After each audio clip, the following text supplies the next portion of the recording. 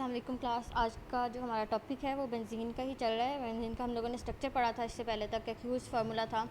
उसमें कुछ ऑब्जेक्शंस थे। उसमें ऑब्जेक्शन क्या क्या थे कि अगर हम क्यूज़ का स्ट्रक्चर देखते हैं तो उसमें डबल बॉन्ड काफ़ी सारे प्रेजेंट थे, जिसकी वजह से उसको अनसेचुरेटेड होना चाहिए था। लेकिन जो बेंजीन इटसेल्फ है वो सेचुरेटेड शो करती है अपना करेक्टर। तो यहाँ पे लिखा है कि क्यूज़ formula with 3 double bond demands a high degree of unsaturation. लेकिन बेंजीन जो है while usually it exhibit saturated character, लेकिन ये सेचुरेटेड करेक्टर जो है वो एग्जिबिट करती है, शो करती है। Thus benzene yield substitution products readily and form addition products reluctantly. मतलब कि क्योंकि इसमें सेचुरेटेड का जो है वो करेक्टर ज़्यादा है, इसलिए ये सब्स्टिट्यूशन रिएक्शन ज़्यादा देती है और एडिशन रिएक्शन कम देती है। Benzene is also very stable compound, ये बहुत स्टेबल कंपाउंड है। All these properties of benzene can be easily explain using the modern theories about the structure. इसकी सारी जो प्रॉपर्टीज़ हैं, मॉडर्न प्रॉपर्टीज़, इसको एक्सप्लेन कर सकते हैं हम बाकी सारी थ्योरीज़ की वजह से। ठीक है, उसके बाद है हमारे पास कि मॉडर्न कॉन्सेप्ट आ गया हमारे पास। Modern concept about the structure of benzene, atomic orbital treatment of benzene. इसमें अब क्या होगा कि the hexagonal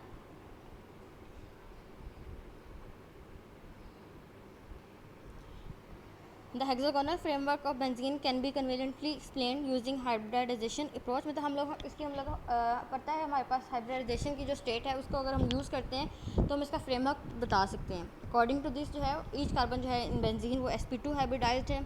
the 3 sp2 hybridise orbitals जो कि कार्बन के हैं वो यूटिलाइज होते हैं इनका 3 सिग्मा बॉन्ड बनाने के लिए।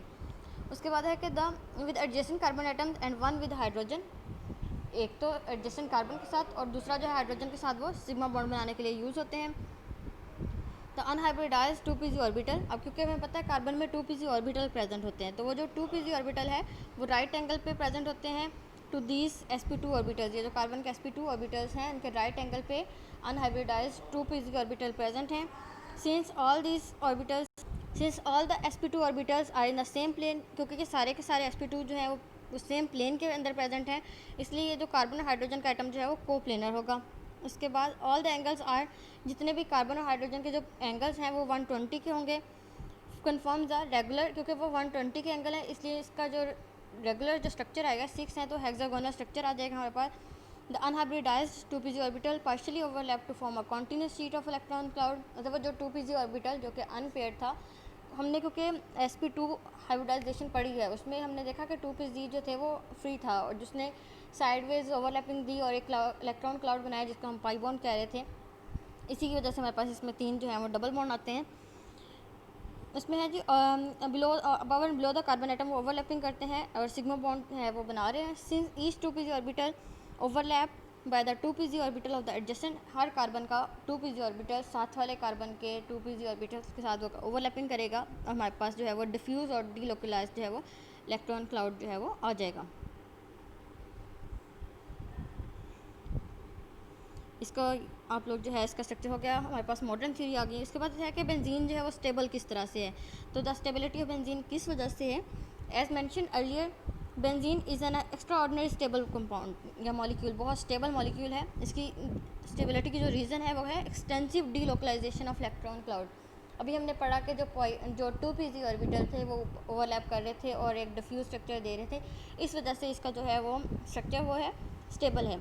The extent of stability benzene can be measured by comparing it with hypothetical compound 135 cyclohexatriene। हमने एक कंपाउंड ले लिया साइक्लोहेक्साट्राइन, एक साइक्लोहेक्सेन है, एक साइक्लोहेक्सेन आपको बनाना आता है, उसमें 135 पे 3 डबल बॉन्ड प्रेजेंट है, उसके साथ हम कंपेयर करेंगे।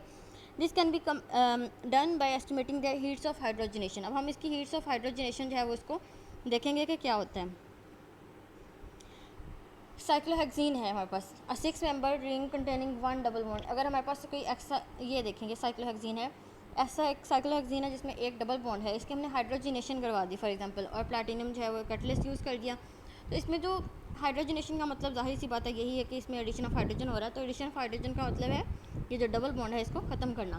जाहिर सी बात है हाइड्रोजन ऐड होगा तो डबल बॉन्ड ख़त्म हो जाएगा और वो कन्वर्ट होगा साइक्लोहेक्सेन में। अब इसको बनाने में जो एनर्जी यूज़ हुई है वो है जी 119.5, इतनी एनर्जी जो है वो इस रिएक्शन में यूज़ हो गई या मतलब हमें मिल गई।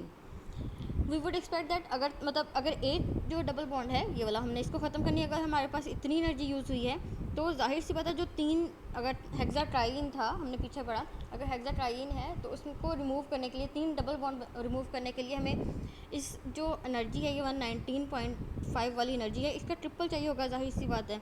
अगर हम लोग अपने हिसाब से देखते हैं तो we would expect that hydrogenation of 1,3 hexadiene, अगर तो हम लोग सिर्फ डबल की बात करते हैं तो इससे डबल हो जाएगी, वो जो 119 थी उससे डबल होनी चाहिए।